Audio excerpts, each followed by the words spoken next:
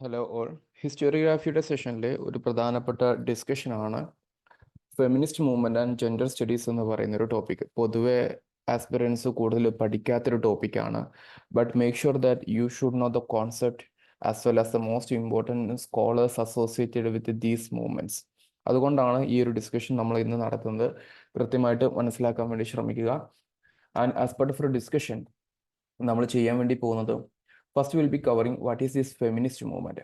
Some kind of feminist movement ആണ് യഥാർത്ഥത്തിൽ gender സ്റ്റഡീസിന് വലിയൊരു ഇംപെറ്റസ്, വലിയൊരു ബൂസ്റ്റ്, ഒരു ബാക്കപ്പ് കൊടുക്കുന്നത് എന്ന് മനസ്സിലാക്കി വെക്കുക. So will be covering this chapter in 2 sessions. One is feminist movement as well as another one gender studies. ആ രീതിയിലുള്ള ഒരു ടോപ്പിക് ഓഫ് ഡിസ്കഷൻ ആയിരിക്കും നമ്മൾ നടത്തുന്നത്. So join with me in the all live interactions. Live ചാറ്റിൽ കൃത്യമായിട്ട് കൊമന്റും കാര്യങ്ങളൊക്കെ ചെയ്യാൻ വേണ്ടി ശ്രമിക്കുക. മിസ് ഔട്ട് ആക്കരുത്. വളരെ ഇമ്പോർട്ടൻ്റ് ആയിട്ടുള്ള ഡിസ്കഷൻ ആണ് നടത്തുന്നത്. So don't miss out this guys, something very very important. പ്രധാനമായിട്ടും കോൺസെപ്റ്റ് മനസ്സിലാക്കിയിട്ട് മാത്രം നിങ്ങൾ എന്ത് ചെയ്യുക, ഈ പ്രധാനപ്പെട്ട സ്കോളേഴ്സിനെ അവരുടെ വർക്കുകളും പഠിച്ചു വെക്കുക. പരീക്ഷയ്ക്ക് നിങ്ങൾക്ക് ഏറ്റവും കൂടുതൽ ചോദ്യങ്ങൾ വരാൻ സാധ്യതയുള്ളതും ഈ സ്കോളേഴ്സ് പ്ലസ് ദെയർ വർക്ക്സ് എന്ന് പറയുന്ന ഒരു റിലേഷനിലായിരിക്കും. പക്ഷെ അത് നിങ്ങൾ മനസ്സിലാക്കണം എന്നുണ്ടെങ്കിൽ definitely you guys should learn the concept very well. എന്നിട്ട് പഠിക്കുമ്പോൾ നിങ്ങൾക്ക് കുറച്ചുകൂടെ കാര്യങ്ങൾ വ്യക്തതയോടെ കൃത്യതയോടെ പഠിച്ച് മുന്നോട്ട് പോകാൻ പറ്റുന്നുള്ളതാണ്. അപ്പോൾ അതിൻ്റെ ഭാഗമായിട്ട് first of all let's discuss what all this feminist movement. ഈ ഫെമിനിസ്റ്റ് മൂവ്മെന്റിനെ കുറിച്ചുള്ള ചില കാര്യങ്ങൾ നമുക്ക് എന്ത് ചെയ്യാം, പറഞ്ഞു തുടങ്ങാം. So I will be using some kind of annotations. കൃത്യമായിട്ട് കാര്യങ്ങൾ മനസ്സിലാക്കി വെച്ചിട്ട് പഠിക്കാൻ വേണ്ടി ശ്രമിക്കാം. So first of all feminist മൂവ്മെന്റിന്റെ ഭാഗമായിട്ട് അറിഞ്ഞിരിക്കേണ്ടത്, ലോകത്ത് ഒരു ഫെമിനിസ്റ്റ് മൂവ്മെന്റ് ഒറിജിൻ ചെയ്യുന്നത് 19-ാം നൂറ്റാണ്ടിലാണ്. 19-ാം നൂറ്റാണ്ടിൽ എൻലൈറ്റൻമെന്റ് പീരിയഡ് എന്ന് പറയുന്ന age of reason, you might no age of reason, enlightenment period. ഈ ഏജ് ഓഫ് റീസണിൽ ഒരുപാട് ഇന്റലക്ച്വൽ ആയിട്ടുള്ള ഡിസ്കോഴ്സസ് പ്രൊഡ്യൂസ് ചെയ്യുന്നുണ്ട്. ആ സമയത്തുള്ള ഡിസ്കഷന്റെ ഭാഗമായിട്ട് ദ ഫെമിനിൻ അല്ലെങ്കിൽ ദ വുമൺ എന്ന് പറയുന്നവര് most of the time they were excluded, right?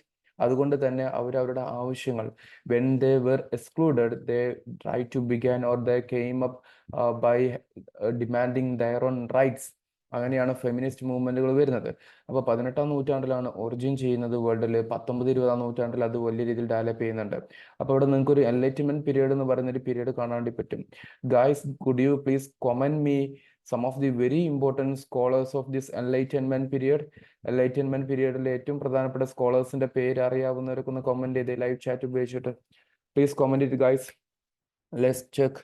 ക്ലാസ്സിലൂടെ ബാക്കിയുള്ള ടോപ്പിക്സൂടെ ഇൻ്റഗ്രേറ്റ് ചെയ്ത് പഠിക്കാനുള്ള ശ്രമം നമുക്ക് ഉണ്ടാകാം. അതുകൊണ്ടാണ് ഞാൻ അങ്ങനെ ചോദിക്കുന്നത്.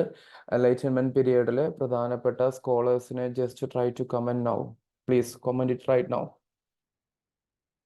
Definitely, you guys know some of the very important scholars actually paved the way for or became some of the very important intellectual supports behind this French Revolution.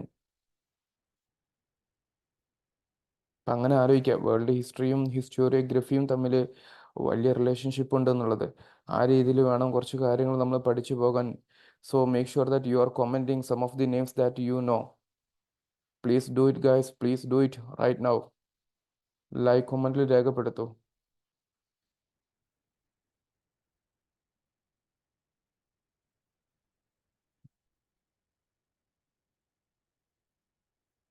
Yes, please. Yeah, we have some of the very important scholars like Voltaire, Montesquieu, Rousseau, അത് കുറച്ച് ആൾക്കാരുണ്ട് അല്ലേ. So let it be them. നമുക്കത് separate ഡിസ്കഷനിൽ നമ്മൾ cover up ചെയ്യുന്ന ഒന്നായതുകൊണ്ട് we are not going to have such a discussion right now. അപ്പൊ നമ്മൾ ഫെമിനിസ്റ്റ് മൂവ്മെന്റ് 18-ാം നൂറ്റാണ്ടിൽ ഒറിജിൻ ചെയ്തു. 20 നൂറ്റാണ്ട് വരെ ആവുന്ന സമയത്ത് അത് വലിയ ഡെവലപ്മെന്റിലോട്ട് എത്തി എന്ന് പറഞ്ഞു. അതിൽ തന്നെ 3 വേവുകളായിട്ട് പറയാറുണ്ട്. സംടൈംസ് നിങ്ങൾ ആലോചിച്ച് നോക്കിക്കേ, സാധാരണ പരീക്ഷയ്ക്കൊക്കെ ചോദിക്കുന്ന ഒരു മെത്തേഡ് എന്ന് പറയുന്നത് directly one work and corresponding author എന്ന് വെച്ചിട്ടായിരിക്കും ചോദിക്കുക. ഇതാണ് ജനറൽ ട്രെൻഡ്. ഇൻ കേസ് എങ്ങാനും ക്വസ്റ്റ്യനിൽ മറ്റൊരു ട്രെൻഡ് വരികയാണ് regarding the speciality or regarding the specifications of certain topic, അങ്ങനെ വരുവാണെങ്കിൽ just try to learn these much of information as well.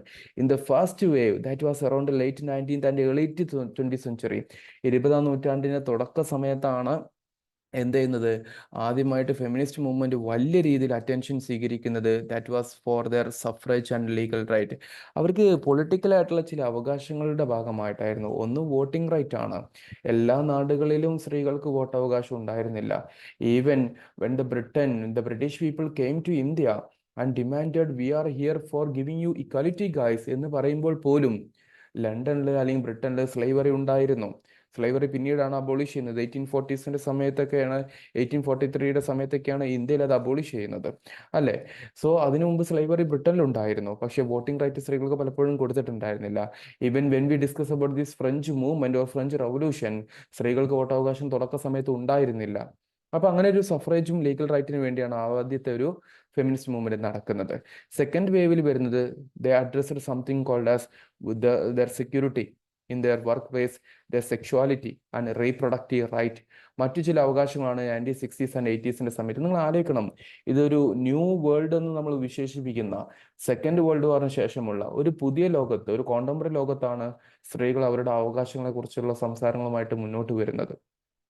എന്തുകൊണ്ടാണ് അങ്ങനത്തെ ഒരു അവകാശവാദങ്ങൾ പലപ്പോഴും വരുന്നത്? Because of this what masculinity or mail dominated society ആകുമ്പോൾ, നമ്മൾ അതർവൈസ് പാട്രിയാർക്കൽ സൊസൈറ്റി എന്നൊക്കെ പറയാറുണ്ട്. അപ്പോൾ ഒരു മസ്കുലിനിറ്റിയിൽ നിന്നുകൊണ്ട് സ്ത്രീകൾ അവരുടെ അവകാശങ്ങളും വാദങ്ങളും ഒക്കെ നിൽക്കുന്ന സമയത്ത് നിങ്ങൾ ആലോചിക്കേണ്ട കാര്യം എന്താ? പലപ്പോഴും അവർക്ക് അവരുടെ അവകാശങ്ങൾ നഷ്ടപ്പെടുന്നു, അല്ലെങ്കിൽ മറ്റൊരു രീതിയിൽ ലൈഫിനെ കൊണ്ടുപോകാൻ ആഗ്രഹിക്കുന്ന സ്ത്രീകളുണ്ട്. നമ്മൾ സൊസൈറ്റി ഒരിക്കലും ഒരു മോണോട്ടോണസ് നേച്ചറിൽ എടുക്കരുത്. സൊസൈറ്റിയിൽ തന്നെ പലതും ചെയ്യാൻ ആഗ്രഹിക്കുന്ന സ്ത്രീ വിഭാഗങ്ങളുണ്ട്. അപ്പോൾ അവർക്ക് അവരുടെ അവകാശങ്ങൾ ഉള്ളത് കൊണ്ട് തന്നെ they are having their own demands എന്നുള്ളതാണ്.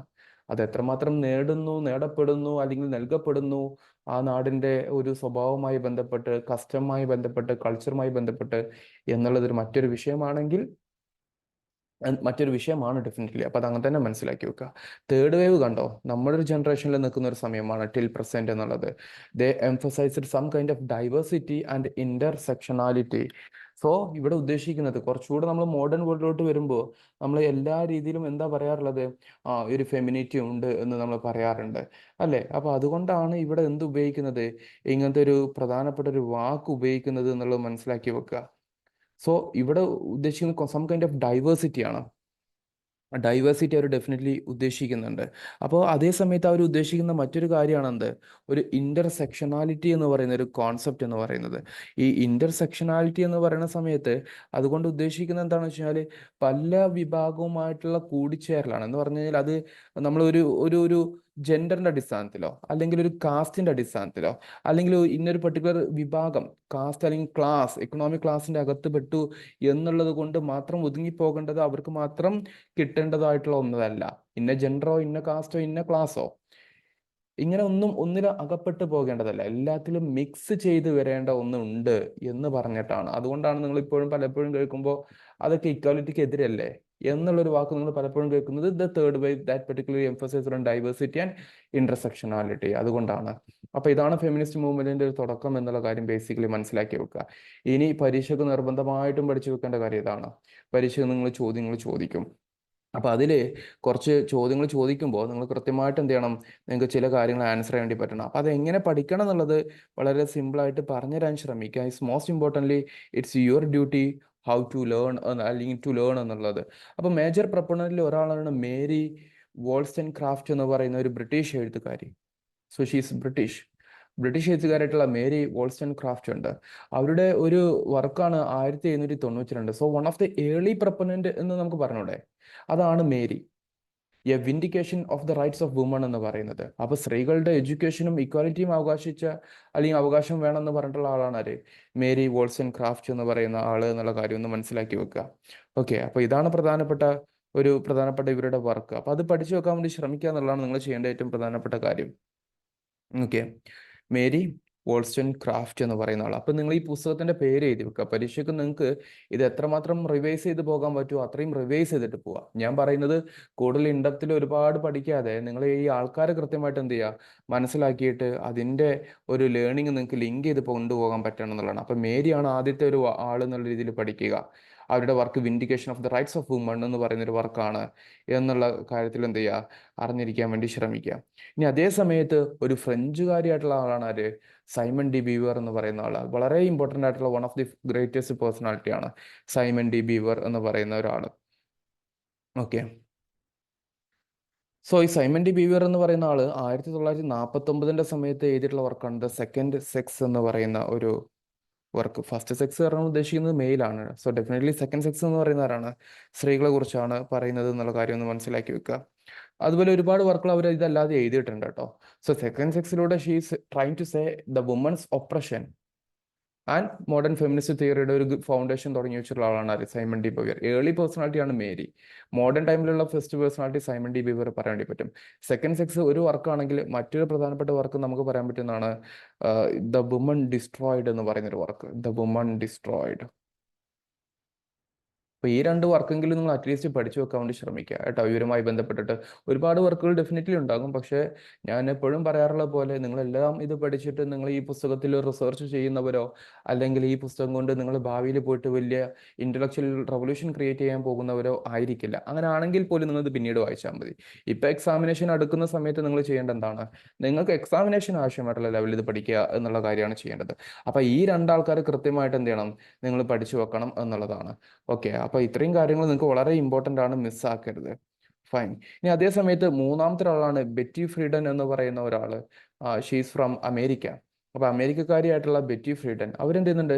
സെക്കൻഡ് ഫെമിനിസ്റ്റ് മൂവ്മെന്റിന് ഒന്ന് തിരികൊളുത്തിയിട്ടുള്ള ആളാണ്. Okay, she addressed like the problem that has no name. Name ഇല്ലാത്തൊരു പ്രോബ്ലം എന്ന് പറഞ്ഞിട്ട് എന്ത് ചെയ്യുന്നുണ്ട്? ഒരുപാട് ഹൗസ് വൈഫ്സിന്റെ ഇഷ്യൂസും കാര്യങ്ങളൊക്കെ എടുത്ത് പറയുന്നുണ്ട്. അങ്ങനെയുള്ള വർക്കാണ് ദ ഫെമിനിൻ മിസ്റ്റിക് എന്ന് പറയുന്നത്. ഫെമിനിൻ മിസ്റ്റിക് എന്ന് പറയുന്ന മറ്റൊരു work. Okay, then we have some other people like Gloria Steinem. അവരുടെ വർക്കാണ് outrageous acts and everyday rebellions എന്ന് പറയുന്നത്. She's a counter of one magazine and one of the greatest leader from America. Then bell hooks എന്ന് പറയുന്ന മറ്റൊരാൾ. അവരുടെ വർക്കാണ് and A woman, ഞാനൊരു സ്ത്രീ അല്ലേ എന്ന് ചോദിക്കുന്നു. അപ്പോൾ ഈ വർക്കൊക്കെ വളരെ ഇമ്പോർട്ടൻ്റ് ആട്ടോ, മിസ്സാക്കരുത്. Then feminist theory from margin to centre എന്ന് പറയുന്ന മറ്റൊരു work. So that discuss some kind of intersection of race, gender and class. ഞാൻ നേരത്തെ പറഞ്ഞില്ലേ, ഇതൊക്കെ കൂടി ചേരുമ്പോൾ എങ്ങനെയാണ് വരിക എന്നുള്ളതിനെ കുറിച്ച് എന്ത് ചെയ്യുന്നുണ്ട്? ഈ ബെൽ ഹുക്സും പറയുന്നുണ്ട് എന്നുള്ളതാണ്. അപ്പോൾ ആ രീതിയിൽ എന്ത് ചെയ്യുക? കുറച്ച് കാര്യങ്ങൾ അറിഞ്ഞിരിക്കുക. അപ്പോൾ ഗ്ലോറിയ സ്റ്റിനമും ബെൽ ഹുക്സും ഇവരൊക്കെ എന്താണ്?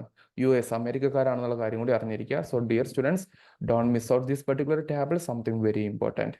പരീക്ഷയ്ക്ക് രണ്ട് രീതിയിലാണ് ചോദ്യം ചോദിക്കുക. ഒന്ന് കോൺസെപ്റ്റൽ, മറ്റൊന്ന് ബുക്സ് ആൻഡ് ഓതർ. അതുകൊണ്ട് അറിയാൻ പറ്റാവുന്നതും പഠിച്ചു വെക്കാൻ പറ്റാവുന്നതൊക്കെ ലിങ്ക് ചെയ്തിട്ട് എന്ത് ചെയ്യുക? പഠിച്ചു വെക്കാൻ വേണ്ടി ശ്രമിക്കുക. ഇനി അതേ സമയത്ത് ഇന്ത്യയിലെ ഒരു ഫെമിനിസ്റ്റ് മൂവ്മെന്റ് എന്ന് പറയുന്നത് നമുക്ക് അങ്ങനെ ഒരു ഫെമിനിസ്റ്റ് ടെൻഡൻസിയേക്കാൾ അപ്പുറത്തോട്ട് ഇന്ത്യൻ സോഷ്യൽ റിഫോർമേഷൻ നമ്മൾ പഠിച്ചതല്ലേ.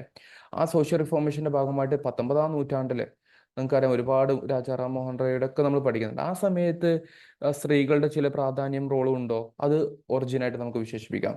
പിന്നീട് ഇൻഡിപെൻഡൻസ് മൂവ്മെന്റ് സമയത്തുള്ള കാര്യങ്ങളും പോസ്റ്റ് ഇൻഡിപെൻഡൻസ് പീരീഡിലുള്ള സമയങ്ങളൊക്കെ നമുക്ക് പറയാമെങ്കിലും 1970 ശേഷമാണ് കുറച്ചുകൂടെ ഒരു സ്ത്രീ അല്ലെങ്കിൽ ഫെമിനിസ്റ്റ് റിലേറ്റഡ് ആയിട്ടുള്ള ഒരു മൂവ്മെന്റ് ആയിട്ട് നമുക്ക് കാണാൻ സാധിക്കുന്നത്.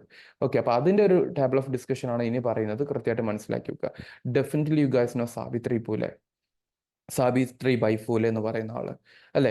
അവരെന്തുണ്ട്? വുമൻസ് എഡ്യൂക്കേഷനിലൊക്കെ ഒരുപാട് കാര്യങ്ങൾ ചെയ്യുന്നുണ്ട്. സ്കൂളുകൾ എസ്റ്റാബ്ലിഷ് ചെയ്യുന്നുണ്ട്. നിങ്ങൾക്കറിയാം ജ്യോതിറാവ് ഫൂലെയുടെ കൂടെ ഒരുമിച്ചിരുന്നിട്ട് കുറച്ച് കാര്യങ്ങൾ ചെയ്യുന്നത്. അപ്പം അങ്ങനത്തെ ഒരാളാണ് ഏർലി ലീഡറായിട്ട് നമുക്ക് പറയാൻ പറ്റുന്നത്. ദെൻ താരാബായ് ഷിൻഡെ സ്ത്രീ പുരുഷ തുല്യത എന്ന് പറയുന്ന ഒരു വർക്ക് ചെയ്തിട്ടുണ്ട്. The equality of men and woman എന്ന് പറയുന്നത്. അപ്പോൾ പാട്രിയാർക്കൽ സിസ്റ്റത്തെയും ജെൻഡർ ഈക്വാലിറ്റിയുടെ അഡ്വക്കേഷന് വേണ്ടിയുള്ള ഒരു വർക്കായിരുന്നു സ്ത്രീ പുരുഷ തുല്യത. പഠിച്ചു വെച്ചോ, ഇമ്പോർട്ടൻ്റാ. Most importantly Pandita Ramabai, you cannot skip this personality, the high caste in the woman. 1887 ആ ബുക്ക് വരുന്നത്. ഒബ്വിയസ്ലി ഒരു ബ്രാഹ്മണ സ്ത്രീ ആയിട്ടുണ്ടായിരുന്ന അവർ നേരിട്ടിരുന്ന ഒരുപാട് പ്രശ്നങ്ങളും വിഡോഹുഡിന്റെ സമയത്ത് ഇട്ടുണ്ടായിരുന്ന പ്രശ്നങ്ങളും കുറേ കാര്യങ്ങൾ പറയുന്നുണ്ട് അല്ലേ. So they work out for woman education and social reformation work ചെയ്തിട്ടുള്ള ആൾക്കാരാണ് ആര്? പണ്ഡിത രമാബായി എന്ന് പറയുന്നത്.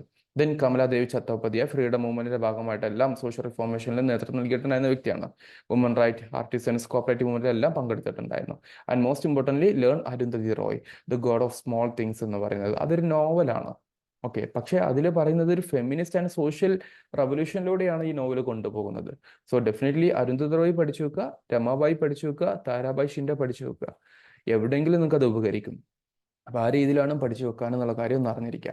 So dear students, this is the first part of our particular learning, that is feminist movement എന്നുള്ളത്.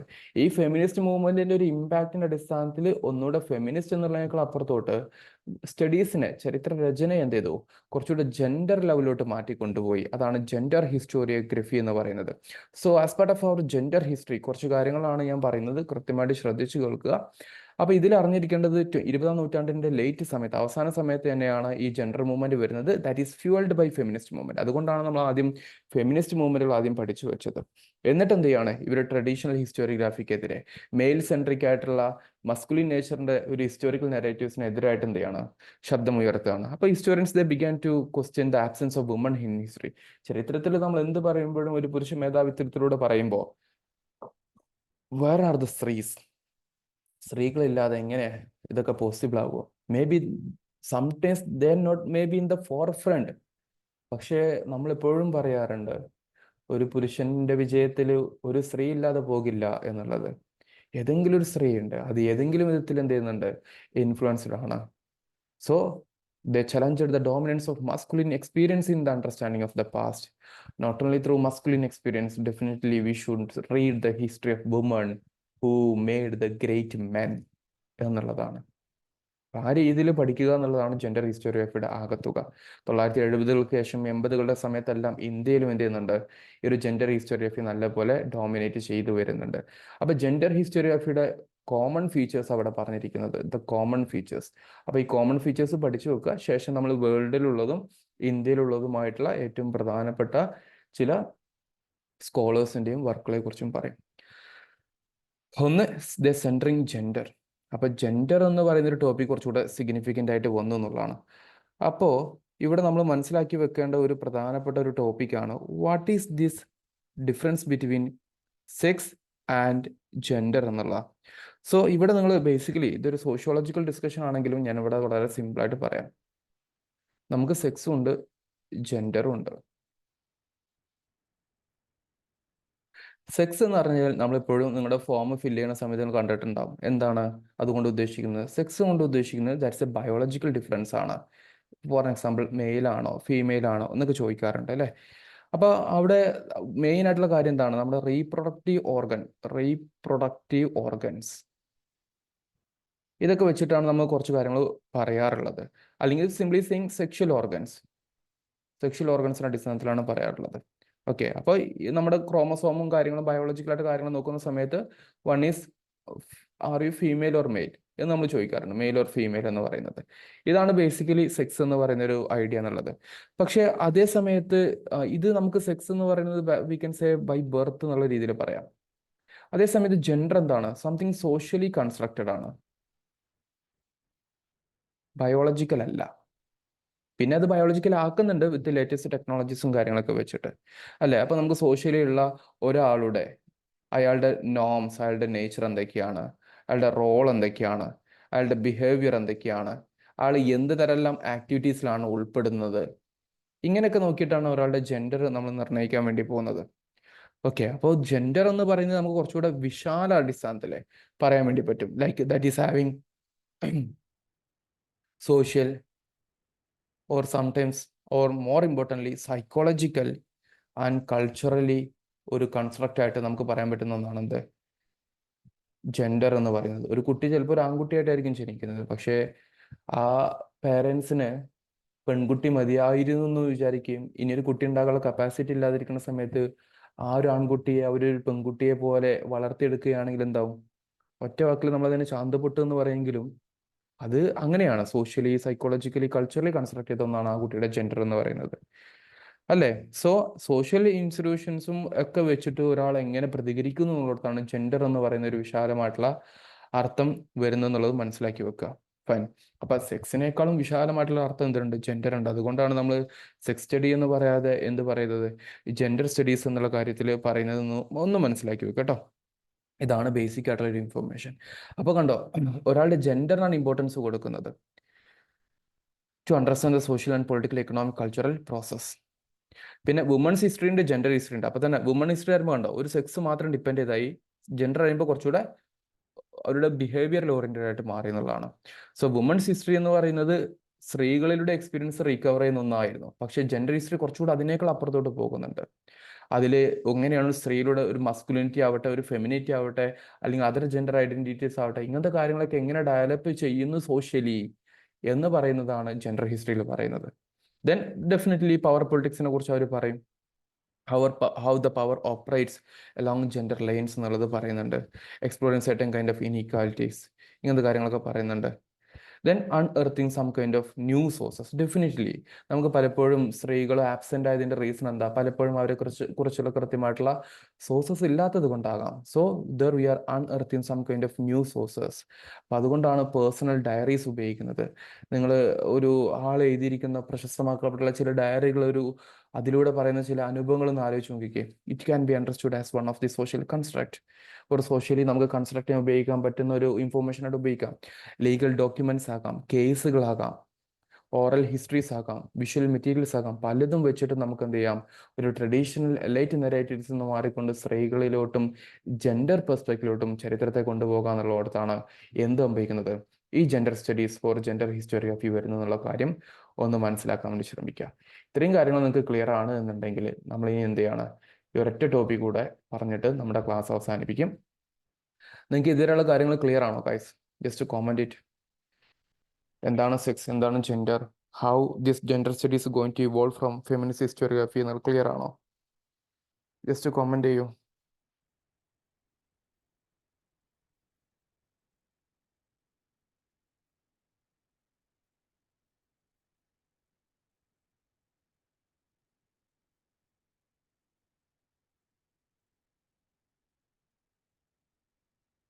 Okay fine. ഇനി നമുക്ക് രണ്ട് കാര്യങ്ങൾ നോക്കാനുള്ളത്. കൃത്യമായിട്ട് എന്ത് ചെയ്യുക? അത് മനസ്സിലാക്കിയിട്ട് പോവുക.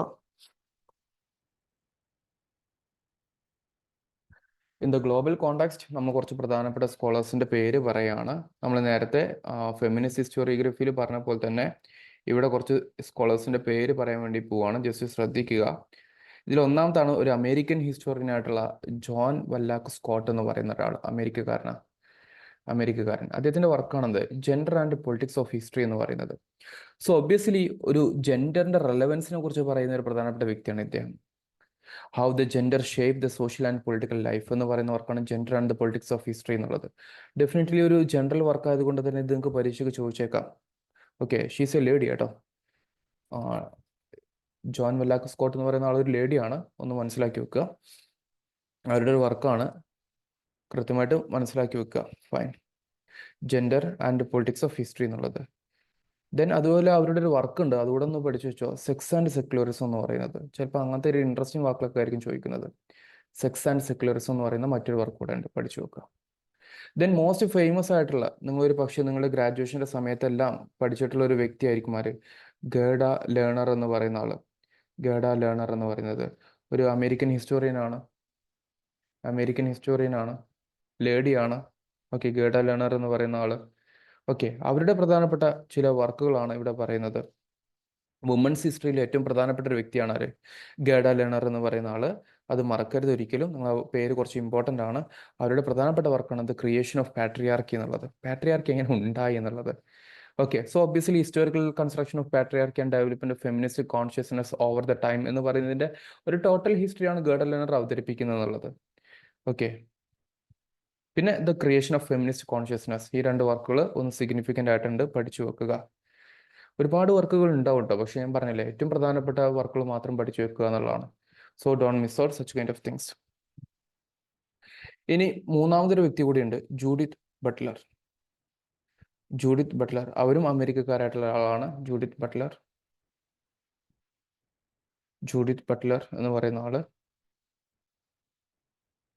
അവരുടെ വർക്കാണ് the gender trouble, feminism and the subversion of identity എന്ന് പറയുന്നത്. അതിൽ ജെൻഡർ പെർഫോമറ്റിവിറ്റി എന്ന് പറയുന്ന ഒരു കോൺസെപ്റ്റ് ഇൻട്രൊഡ്യൂസ് ചെയ്യുന്നുണ്ട്. Also she is challenging the binary understanding of gender. Gender പറയുമ്പോൾ നിങ്ങൾ സ്ത്രീ പുരുഷൻ എന്നതിൽ നിന്ന് മാത്രം ഒതുങ്ങാതെ കുറച്ചുകൂടെ പോകണം എന്ന് പറയുന്ന ഒരു വർക്കാണ് എന്ത്? Gender trouble. അതുപോലെ മറ്റൊരു വർക്ക് കൂടെ ഉണ്ട് ഇവരുടെ, അതുകൂടെ ഒന്ന് അറിഞ്ഞിരിക്കുക. Actually I have my sound issue still. Who is afraid of gender. ഇങ്ങനത്തെ ഒരു വർക്ക് കൂടെ ഇവരുടെ ഇതുണ്ട് കേട്ടോ. അപ്പം ഇത്രയും കാര്യങ്ങൾ നിങ്ങൾ പരീക്ഷയ്ക്ക് എന്തായാലും പഠിച്ചു വെക്കുക. ഞാനിവിടെ 6 വർക്കുകളെ പറഞ്ഞിട്ടുള്ളൂ. 3 പ്രധാനപ്പെട്ട സ്കോളേഴ്സിനെ ഇമ്പോർട്ടൻ്റ് ആണ്. വേൾഡിൽ ജെൻഡർ സ്റ്റഡീസുമായി ബന്ധപ്പെട്ടിട്ടുള്ള പ്രധാനപ്പെട്ട ചില ആൾക്കാരാണെന്നുള്ളത് മറന്നു പോകാതിരിക്കുക. Fine.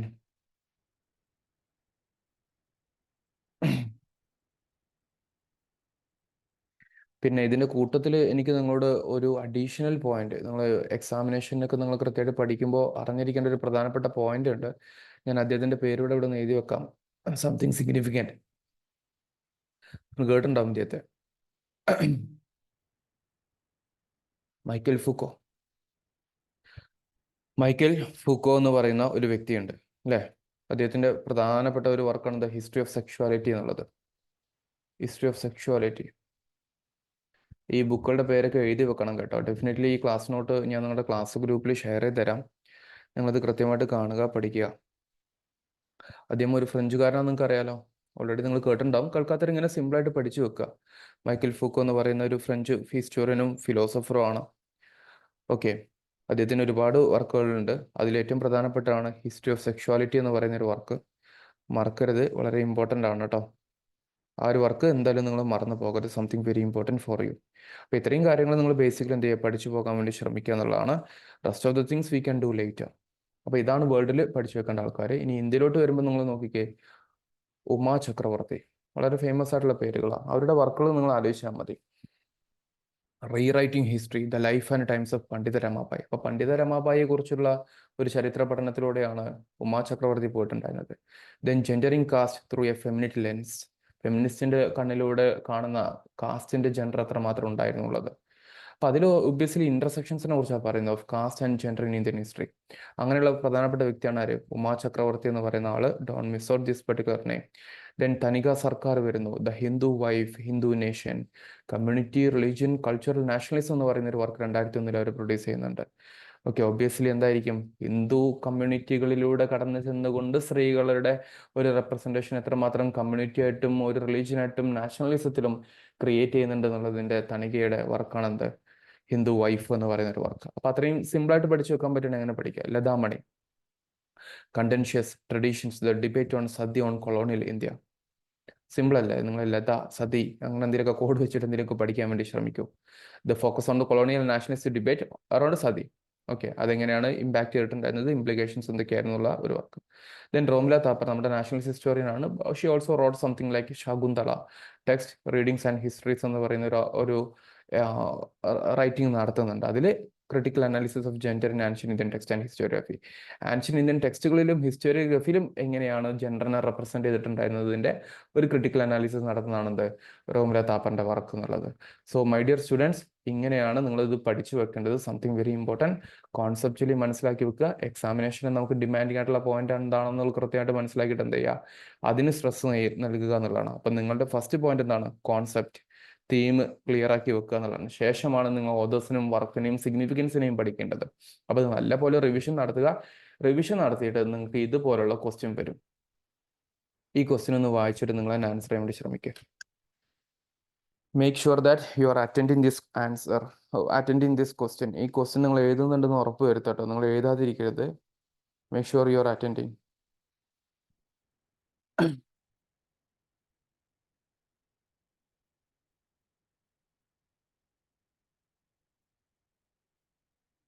Okay,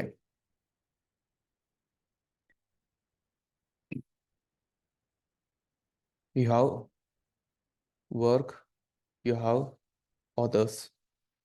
So like, let me read. High caste Hindu woman, second sex, creation of patriarchy and a woman. ഇങ്ങനെ നിങ്ങൾക്ക് തരും. അതർ സൈഡിൽ ഓതേഴ്സും തന്നിട്ട് നിങ്ങളൊന്ന് ആൻസർ ചെയ്യാൻ വേണ്ടി ശ്രമിക്കുക.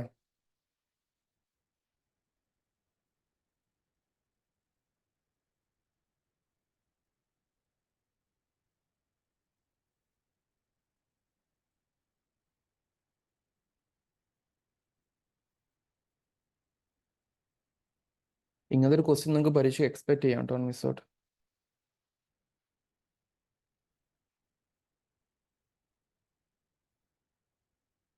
ഡെഫിനറ്റ്ലി ഓപ്ഷൻസ് നോക്കിക്കുക നിങ്ങൾ. 1B ആണ് എല്ലാത്തിലുള്ളത്. അപ്പോൾ നിങ്ങൾ ഓൾറെഡി ഒരു ബോണസ് കിട്ടി. High cast Hindu woman Ramabai ആണെന്നുള്ളത്. ബാക്കി കൂട്ടി യോജിപ്പിച്ചാൽ പോരെ. അതിൽ നമ്മൾ പറഞ്ഞു സെക്കൻഡ് സെക്സ് എന്ന് പറയുന്നത് സൈമൺ ഡി ബവേറുടേതാണെന്നുള്ളത്. അപ്പോൾ 2ന്റെ വരുന്ന C ആണ്. 2C വരുന്നത് നോക്കിക്കേ.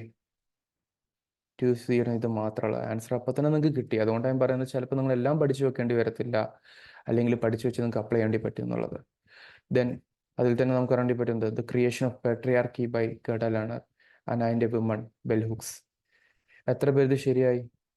How many of you made it correct?